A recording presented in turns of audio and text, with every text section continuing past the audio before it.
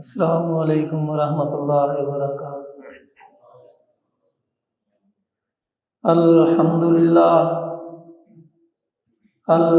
للہ نحمدہ ونستعینہ ونستغفرہ ونؤمن بہ ونتوکل علیہ ونعوذ باللہ من شرور انفسنا ومن سیئات اعمالنا، من يهده الله فلا مضل له ومن يضلل فلا هادي له، وأشهد أن لا إله إلا الله وحده لا شريك له،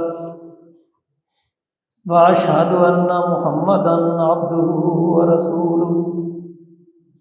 اللهم صل على محمد وعلى آل محمد كما صليت على إبراهيم وعلى آل إبراهيم إنك حميد مجيد۔ اللهم بارك على محمد وعلى آل محمد كما باركت على إبراهيم وعلى آل إبراهيم إنك حميد مجيد۔ أما بعد فإن خير الحديث كتاب الله، وخير الهدي هدي محمد صلى الله عليه وسلم، وشر الأمور محدثاتها، وكل محدثة بدعة، وكل بدعة ضلالة، وكل ضلالة في النار۔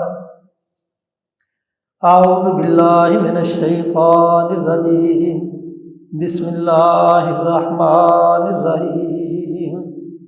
قل امر ربی بالقسط واقیموا وجوہکم عند کل مسجد وادعوہ مخلصین لہ الدین کما بداکم تعودون، فریقا ھدی وفریقا حق علیہم الضلالہ انہم اتخذوا الشیاطین اولیاء من دون اللہ ویحسبون انہم مہتدون۔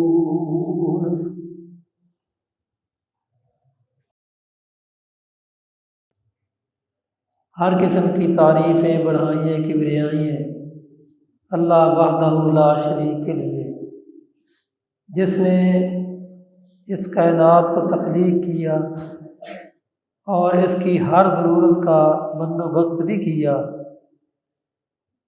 بے شمار اور ان گنت درود و سلام ہوں سید الکونین خاتم النبیین محمد الرسول اللہ صلی اللہ علیہ وسلم کی ذات گرامی پہ، جنہیں اللہ تعالیٰ نے قیامت تک کے لیے اس کائنات کا رہبر اور رہنما بنا کے بھیجا، اور آپ کے بعد اور کوئی نبی آنے والا نہیں، آپ پہ نبوت کا دروازہ بند کر دیا۔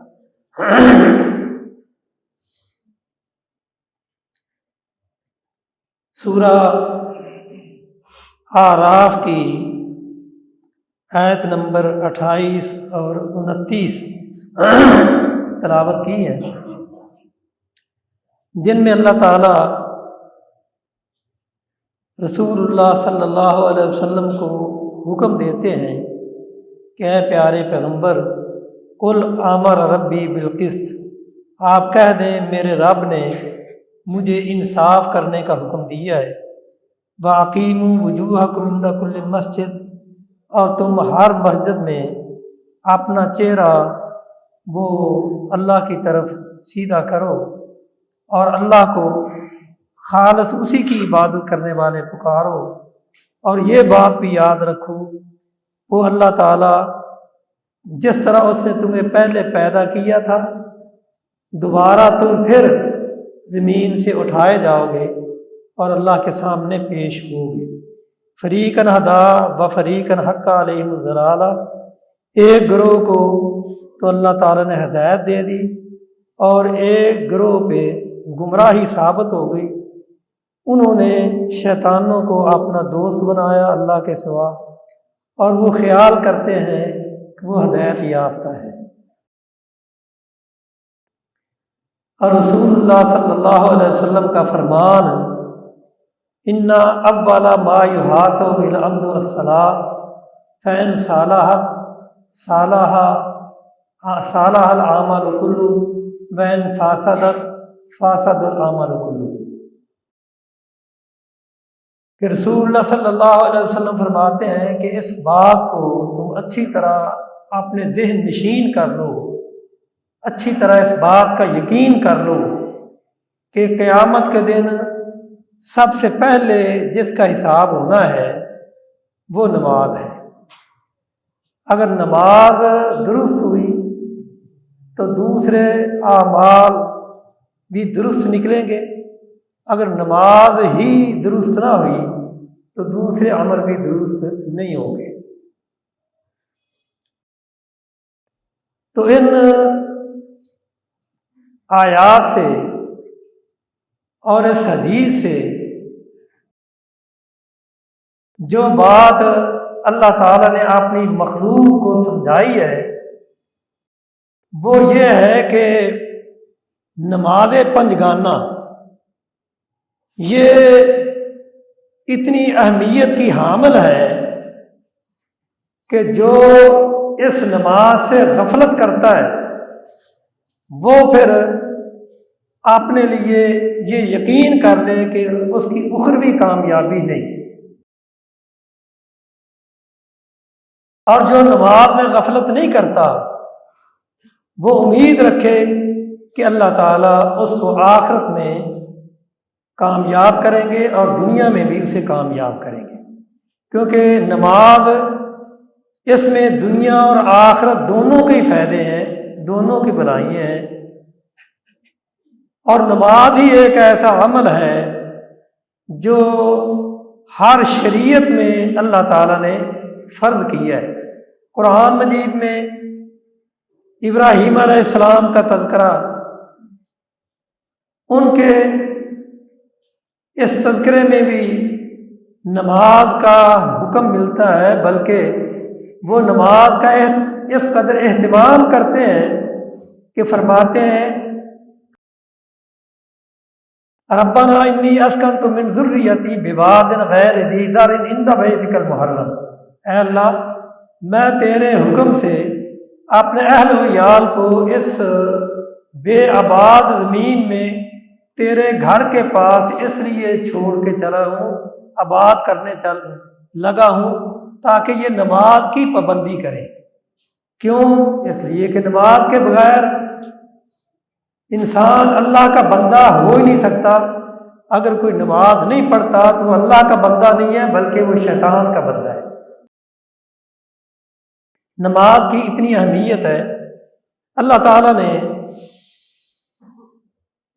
اسماعیل علیہ السلام کا تذکرہ کیا تو وہاں بھی یہی وَكَانَ يَأْمُرُ أَهْلَهُ بِالصَّلَاةِ وَالزَّكَاةِ کہ اسماعیل علیہ السلام خود بھی نماز پڑھتے اور اپنے اہل و عیال کو بھی نماز پڑھنے کا حکم دیتے اور اس کا خیال بھی رکھتے۔ زکریا علیہ السلام کا تذکرہ ہے، موسیٰ علیہ السلام اور ہارون علیہ السلام کا تذکرہ ہے، وہاں بھی یہی ہے وَأَقِیمُوا الصَّلَاةَ وَبَشِّرِ الْمُؤْمِنِينَ، تم خود بھی نماز قائم کرو اور مومنوں کو بشارت دے دو کہ جو نماز کی پابندی کریں گے وہ کامیاب رہیں گے۔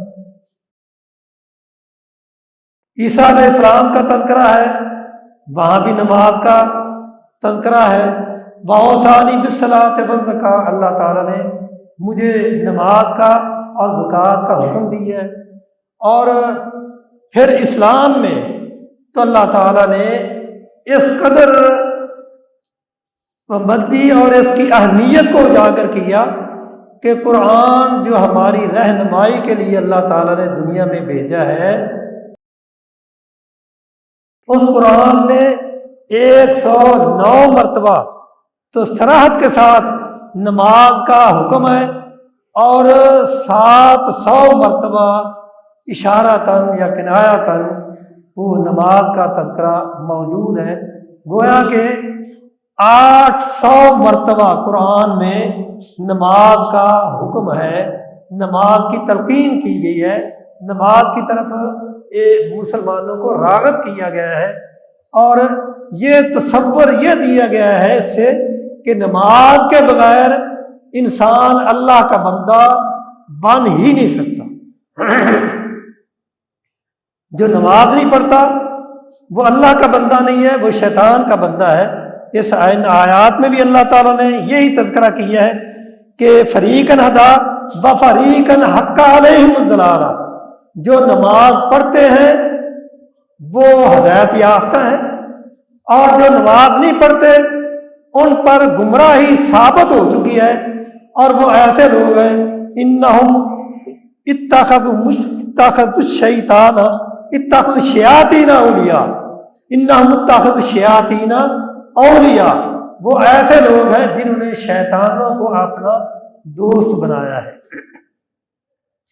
اور شیطان ہی انسان کو اپنے دوستوں کو نماز سے دور رکھتا ہے، یا ان کو مکمل 5 نمازیں نہیں پڑھنے دیتا، کہتا ہے اچھا کوئی بات نہیں 2-3 تو تم پڑھ ہی لیتے ہو نا، یہ بھی نماز ہی ہے، نماز تو تم پڑھ لی نا تم نے۔ حالانکہ اللہ تعالیٰ نے ایسے لوگوں کے بارے میں بڑی سخت وعید بیان کی ہے کہ جو کچھ نمازیں پڑھتے ہیں اور کچھ نہیں پڑھتے، گویا کہ انہوں نے قرآن کے احکام کا انکار کیا ہے، اور نماز کی پابندی اتنی ضروری ہے کہ رسول اللہ صلی اللہ علیہ وسلم نے فرما دیا کہ قیامت کے دن جو بندوں کا حساب کتاب ہوگا نا، سب سے پہلے نماز کا حساب ہوگا، نماز کے علاوہ کسی اور عمل کا پہلے حساب نہیں ہوگا۔ اگر نماز درست ہوئی تو دوسرے عملوں میں اگر کوتاہیاں بھی ہوئی تو نظر انداز کر دی جائیں، لیکن اگر نماز درست نہ ہوئی تو پھر یاد رکھو دوسرے عملوں کو دیکھا ہی نہیں جائے گا، کیونکہ رسول اللہ صلی اللہ علیہ وسلم کا فرمان ہے ان فاسدت، اگر نماز خراب ہوئی فاسد العمل کلو، تو تمام عمل جو ہے وہ ضائع اور برباد کر دیے جائیں گے۔ تو کتنا خسارے کا یہ سودا ہے، اور کس قدر یہ وعید ہے اس میں کہ جو نماز کی پابندی نہیں کرتے اللہ تعالیٰ ان کے عملوں کو دوسرا صدقہ خیرات جتنا بھی کرتے رہے، وہ حج کرتے رہے ہیں، اور ہر سال میں وہ کئی عمرے کرتے رہے ہیں، ان کے نہ حج دیکھے جائیں گے نہ عمرے دیکھے جائیں گے جب تک ان کی نمازیں درست نہیں ہوں گی۔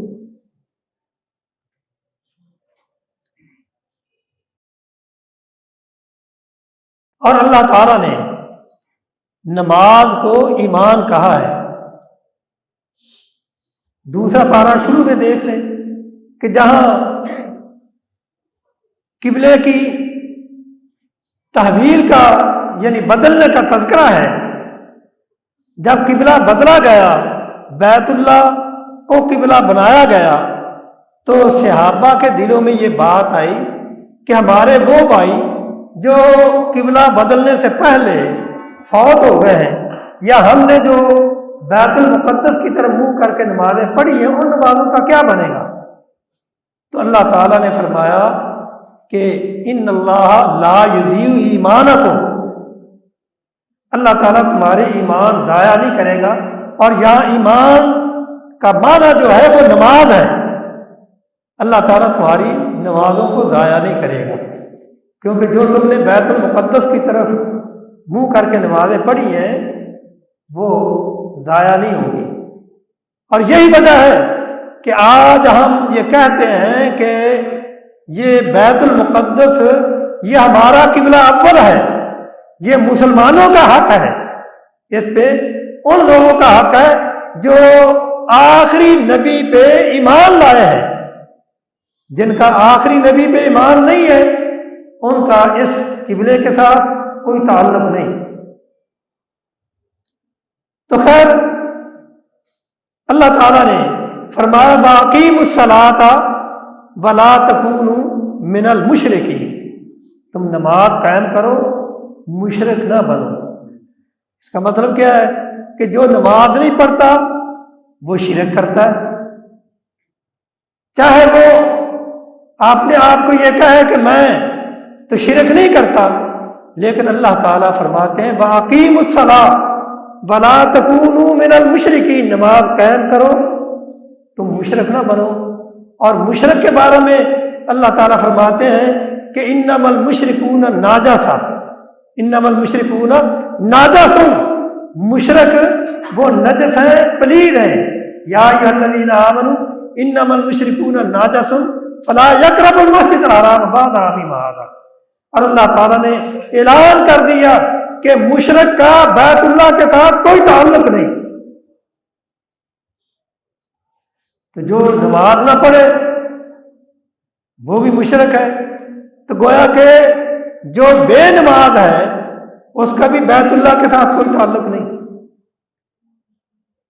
اور یہ میں نہیں کہہ رہا، قرآن سورہ توبہ پڑھ کے دیکھیں، پہلا رکوع پڑھیں، اللہ تعالیٰ فرماتے ہیں کہ یہ فَإِذَا انْسَلَخَ الْأَشْهُرُ الْحُرُمُ فَاقْتُلُوا الْمُشْرِكِينَ حَيْثُ وَجَدتُّمُوهُمْ فَخُذُوهُمْ وَاحْصُرُوهُمْ وَاقْعُدُوا لَهُمْ كُلَّ مَرْصَدٍ، یعنی جب جتنی مہلت اسلام نے دی تھی مشرکوں کو، تو اللہ تعالیٰ نے فرمایا کہ جب وہ مہلت گزر جائے تو پھر یہ مشرک تمہیں جہاں بھی ملیں تم ان کو پکڑو، ان کو قتل کرو اور ان کی گھات میں بیٹھو، لیکن فَإِن تَابُوا وَأَقَامُوا الصَّلَاةَ وَآتَوُا الزَّكَاةَ فَخَلُّوا سَبِيلَهُمْ، اگر وہ توبہ کر لیتے ہیں تو توبہ کا شمار کب ہوگا، توبہ کب ان کی مانی جائے گی؟ وَأَقَامُوا الصَّلَاةَ، توبہ کریں، نماز قائم کریں، زکوٰۃ ادا کریں۔ یعنی اگر وہ زبانی کہہ دیتے ہیں کہ ہم نے توبہ کر لی ہے لیکن نماز نہیں پڑھتے تو ان کی یہ توبہ اللہ کے نزدیک قابل قبول نہیں۔ سورہ توبہ پڑھ لیں، یہ پہلا رکوع ہے۔ اور اسی طرح دوسرے رکوع میں اللہ تعالیٰ فرماتے ہیں فَإِن تَابُوا وَأَقَامُوا الصَّلَاةَ وَآتَوُا الزَّكَاةَ فَإِخْوَانُكُمْ فِي الدِّينِ، قرآن میں ہے نا انما المؤمنون اخوہ، انما المؤمنون اخوہ، مسلمان آپس میں بھائی ہیں۔ اور یہ بھائی چارہ کب قائم ہوگا؟ اللہ تعالیٰ نے فرمایا فَإِن تَابُوا وَأَقَامُوا الصَّلَاةَ وَآتَوُا الزَّكَاةَ فَإِخْوَانُكُمْ فِي الدِّينِ، یہ تمہارے دینی بھائی اس وقت بنیں گے جب یہ توبہ کریں، نماز پڑھیں اور زکوٰۃ ادا کریں۔ اگر یہ نماز نہیں پڑھتے تو پھر تمہارے یہ دینی بھائی بھی نہیں ہیں۔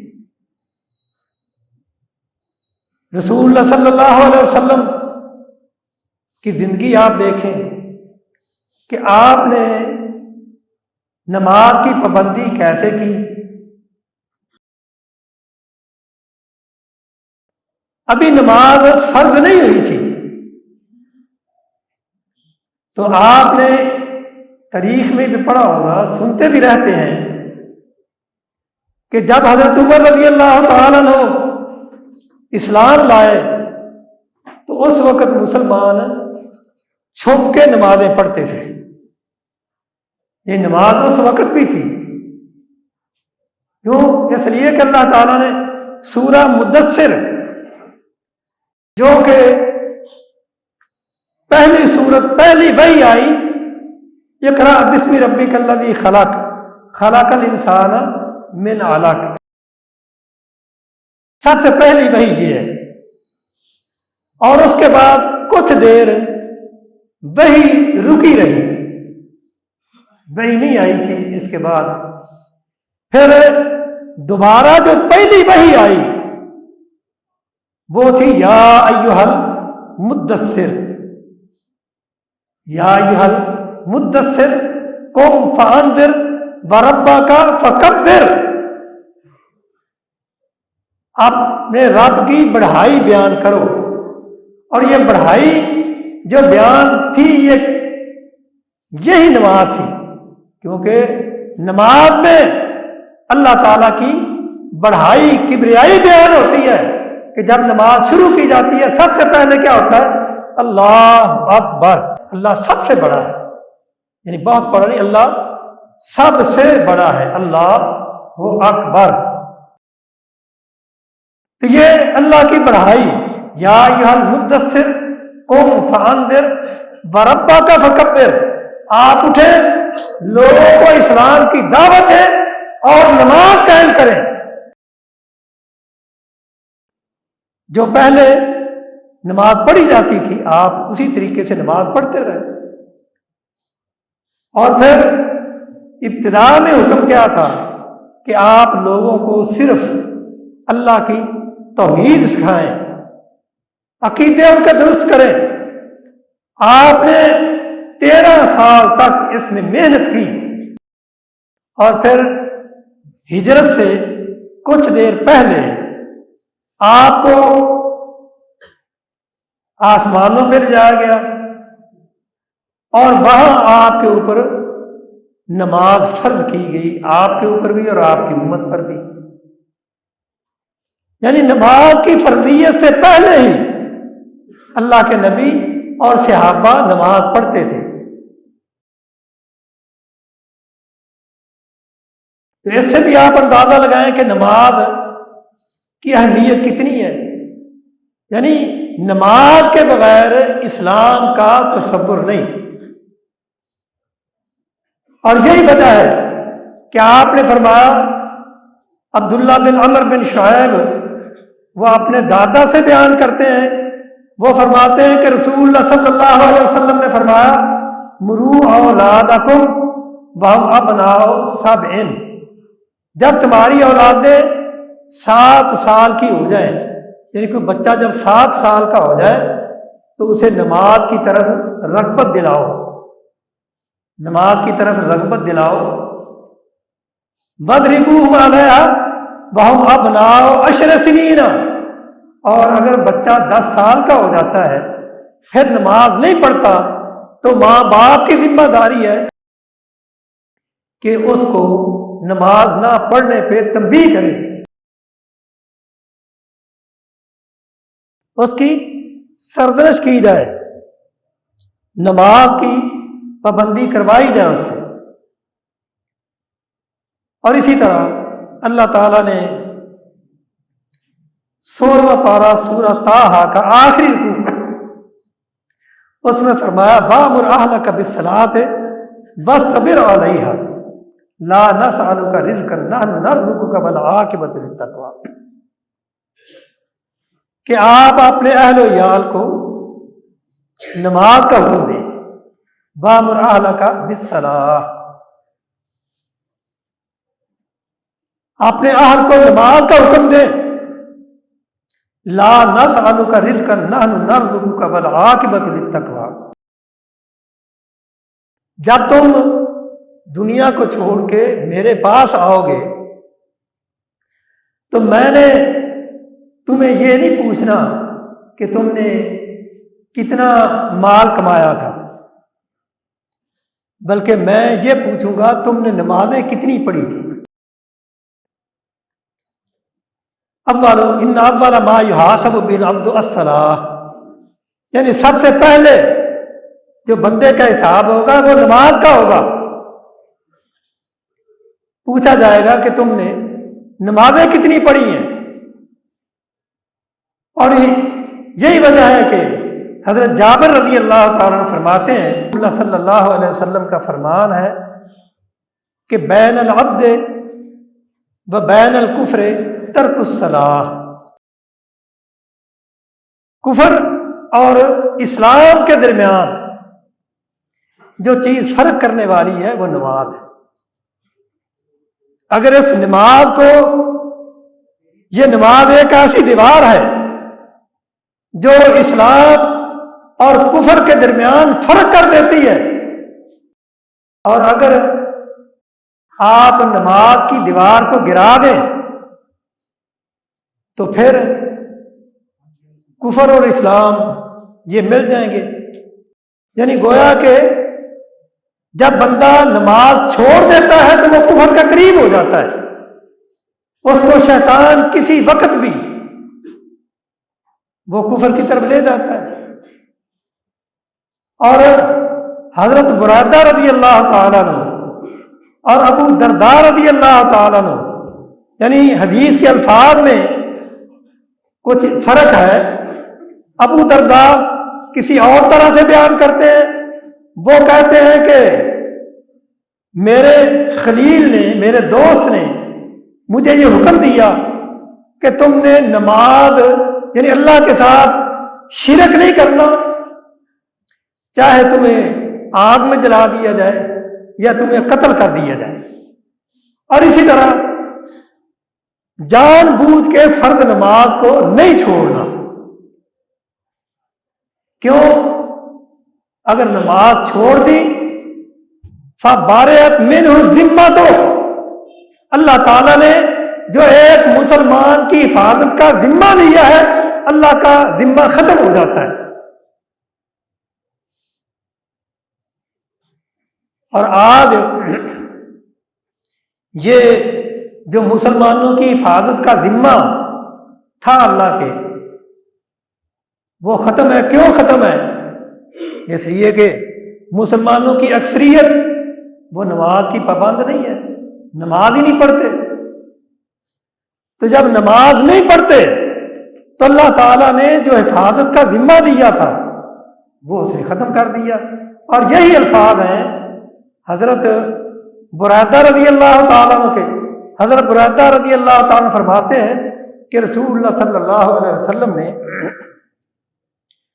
فرمایا کہ العہد الذی بیننا و بینہم ترک الصلاۃ، ہمارے اور ان کے درمیان جو عہد ہے، یعنی منافقوں کے درمیان، منافق، حالانکہ اللہ تعالیٰ فرماتے ہیں منافقوں کے بارے میں کہ منافق فی الدرک الاسفل من النار، قیامت کے دن جہنم کے سب سے نچلے طبقے میں ہوں گے۔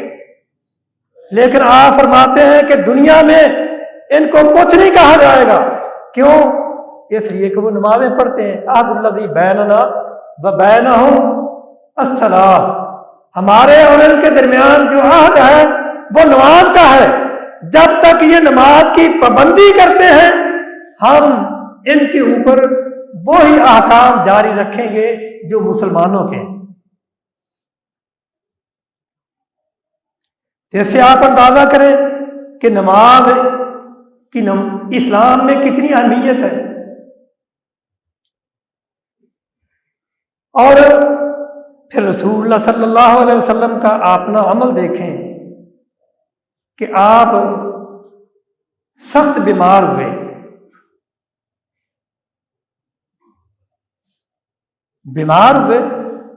مسجد میں نہیں آ سکے، نماز کا وقت آیا تو آپ پہ بے ہوشی طاری ہو گئی، ہوش میں آئے تو آپ پوچھتے ہیں کیا لوگوں نے نماز پڑھ لی ہے؟ فرمایا نہیں، آپ کا انتظار کر رہے ہیں۔ اچھا میرے اوپر پانی ڈالو، پانی ڈالا گیا، کچھ افاقہ ہوا، چلو مجھے لے جاؤ، پھر نہیں جا سکے، حتیٰ کہ حضرت ابو بکر کو حکم دیا کہ جاؤ ان کو کہو کہ نماز پڑھائیں۔ لیکن حضرت عباس رضی اللہ تعالیٰ عنہ اور حضرت علی وہ رسول اللہ صلی اللہ علیہ وسلم کے پاس ہیں، آپ کو تھوڑا سا افاقہ ہوتا ہے تو آپ ان کو کہتے ہیں کہ مجھے مسجد میں لے جائیں۔ حدیث کے یہ الفاظ ہیں کہ آپ نے حضرت ایک طرف سے حضرت عباس رضی اللہ تعالیٰ نے آپ کو سہارا دیا ہوا ہے اور دوسری طرف سے حضرت علی رضی اللہ تعالیٰ نے سہارا دیا ہوا ہے۔ آپ پاؤں اٹھا نہیں سکتے، آپ کے پاؤں زمین پہ گھستے جا رہے ہیں، اور اس حالت میں آپ نماز میں پہنچتے ہیں، اور آپ کی وہ امت جو آپ کے صدقے باری جاتی ہوئی تھکتی نہیں ہے، ان کی حالت دیکھ لیں۔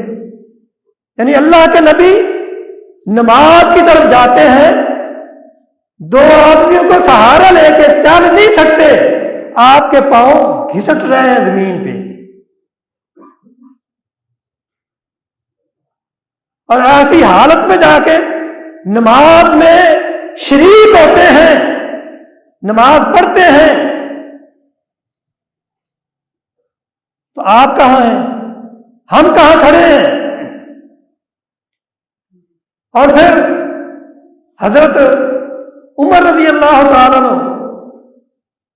فرمایا کرتے تھے کہ اے لوگوں، اپنے جو گورنر ہوتے ان کو خاص طور پہ یہ تاکید کرتے کہ انا اہم امورکم عندی الصلاۃ فمن حافظها وحافظ علیہا حافظ دینہ ومن لم یحافظ علیہا ومن ضیعها فإن لما سواہ اضیع۔ میرے نزدیک نماز کو قائم رکھنا یہ سب کاموں سے زیادہ اہمیت کا حامل ہے، اور اپنے گورنر کو کہتے اگر تم نے نماز کی حفاظت کی اور اپنی رعایا سے نماز کی حفاظت کروائی تو گویا کہ تم نے اپنے دین کو محفوظ کر لیا، اور اگر نماز کو ضائع کر دیا تو میں سمجھوں گا کہ اگر تم نماز کو ضائع کرتے ہو تو پھر حکومت کے دوسرے امور کو بھی انجام نہیں دیتے ہوگے۔ اور آپ جب زخمی ہوئے، زخمی ہونے کے بعد جب آپ کو کہا گیا کہ نماز کا وقت ہو گیا تو آپ کہنے لگے ہاں نماز کے بغیر تو اسلام کا تصور ہی نہیں۔ اور ائمہ دین کہتے ہیں نا کہ 4 امام برحق ہیں، وہ کیا کہتے ہیں؟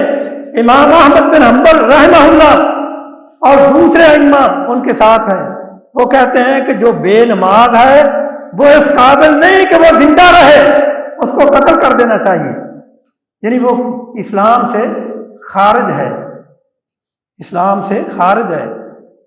امام مالک اور امام شافعی رحمہ اللہ وہ یہ کہتے ہیں کہ اس کو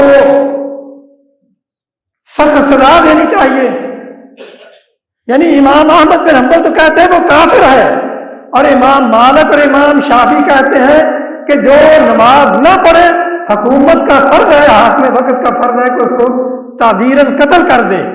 اور امام ابو حنیفہ رحمہ اللہ فرماتے ہیں کہ اگر کوئی شخص نماز نہیں پڑھتا تو اسے سزا بھی دو، اتنی سزا دو کہ اس کے جسم سے خون بہنے لگے، اور پھر اس کو قید میں ڈال دو جب تک وہ توبہ کر کے نماز کی پابندی نہ کرے، اس وقت تک اسے جیل میں رہنے دو، اگر وہ نماز کی پابندی نہیں کرتا تو اس کو جیل میں پڑا ہی مرنے دو۔ اور اللہ تعالیٰ فرماتے ہیں کہ قیامت کے دن فی جنات یتساءلون عن المجرمین، کہ قیامت کے دن جنتی اپنے دوست و احباب کو جب دیکھیں گے کہ وہ جہنم میں ہیں تو وہ ان کو پوچھیں گے، یعنی وہ بڑے صدقے یا رسول اللہ کے نعرے لگاتے تھے، لبیک یا رسول اللہ کہتے تھے، لیکن جہنم میں پڑے ہوئے پوچھا جائے گا بھی کیا بات ہے، تم تو بڑے سچے عاشق تھے، تم کیوں جہنم میں چلے گئے؟ تو کہیں گے ما سلککم فی سقر، جب پوچھیں گے نا تم جہنم میں کون سی چیز لے آئی تو وہ کہیں گے لم نکو من المصلین، ہم نماز نہیں پڑھتے تھے۔ تو کتنے دوست و احباب ایسے ہیں جو جمعہ تو پڑھتے ہیں لیکن 5 نمازوں کی پابندی نہیں کرتے، یا 3 نمازیں پڑھ لی یا 4 نمازیں پڑھ لی یا 2 پڑھ لی، بعض ایسے بھی ہیں جو فجر کی پڑھتے ہیں، جب پوچھا جاتا ہے نا کسی سے بھی نماز کی پابندی کرتے ہو، ہاں جی فجر کی پڑھ لیتا ہوں، دوسری نہیں پڑھی جاتی، یا عشاء کی رہ جاتی ہے۔ بھائی قرآن میں تو ہے 5 نمازیں، اللہ کے نبی نے 5 نمازیں پڑھی ہیں۔ افتؤمنون ببعض الکتاب وتکفرون ببعض فما جزاء من يفعل ذلك منكم الا خزي في الحياة الدنيا ويوم القيامة يردون الى اشد العذاب وما الله بغافل عما تعملون۔ اللہ تعالیٰ فرماتے ہیں کہ جو 1 نماز پڑھتا ہے، 4 پڑھتا ہے، 5 نہیں پڑھتا، گویا کہ وہ میری آدھی بات کو مانتا ہے، آدھے حکم کو نہیں مانتا، جو ایسا کرتا ہے میں اس کو دنیا میں بھی ذلیل رسوا کروں گا اور آخرت میں اسے سخت ترین عذاب کی طرف لٹا دیا جائے گا۔ اللہ تعالیٰ محفوظ رکھے۔ اور اسی طرح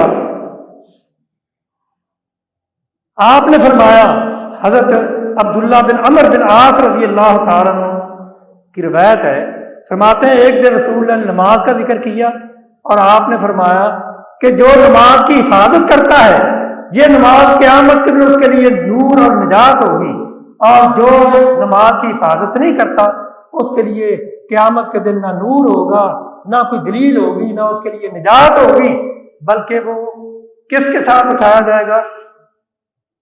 قارون کے ساتھ، فرعون کے ساتھ، حامان کے ساتھ، ابی بن خلف کے ساتھ، یعنی بے نماز کا حشر ان لوگوں کے ساتھ ہوگا۔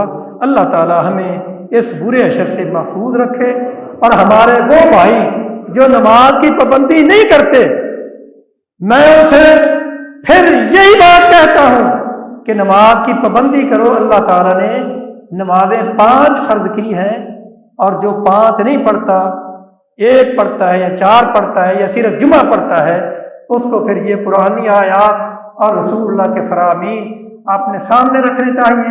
اللہ تعالی ہم سب کو ہدایت دے۔ اپنے ان بھائیوں کو دعاؤں میں ضرور یاد رکھا کریں جو آج کل بہت ہی مصائب میں ہیں، فلسطینی بھائی، اور کتنے لوگ وہاں شہید ہو چکے ہیں، ہسپتالوں پہ کس طرح بمباری کی جاتی ہے، اور یہ جو انسانیت کے حقوق کے دعوے دار ہیں وہ ان کے سامنے صرف کافروں کے حقوق ہیں، اور مسلمانوں کی نجات اور ان کی کامیابی اس وقت تک نہیں ہو سکتی جب تک یہ اپنا الگ بلاک نہیں بناتے اور اپنی اس طرح کی قوت جمع نہیں کرتے جس طرح کی قوت کفار نے جمع کی ہوئی ہے۔ اور یہ کام اسی وقت ہو سکتا ہے جب ہمارے حکمران نماز کی پابندی کریں، کیونکہ جو نماز کی پابندی نہیں کرتے ان کو ان چیزوں کی بھی کوئی اہمیت نہیں ہوتی۔ اور یہ آپ سروے کر لیں، ہمارے مسلمان حکمران ان میں سے اکثریت بے نمازوں کی ہوگی، تبھی کچھ ہو نہیں سکتا، اور ان کو کوئی فکر نہیں، صرف اپنی حکومت کی فکر ہے، اپنے اقتدار کی فکر ہے۔ اللہ تعالی ہمیں سمجھنے کی توفیق عطا فرمائے اور یہ احساس پیدا کرے کہ ہماری ذمہ داری کیا ہے۔ وآخر دعوانا الحمدللہ رب العالمین۔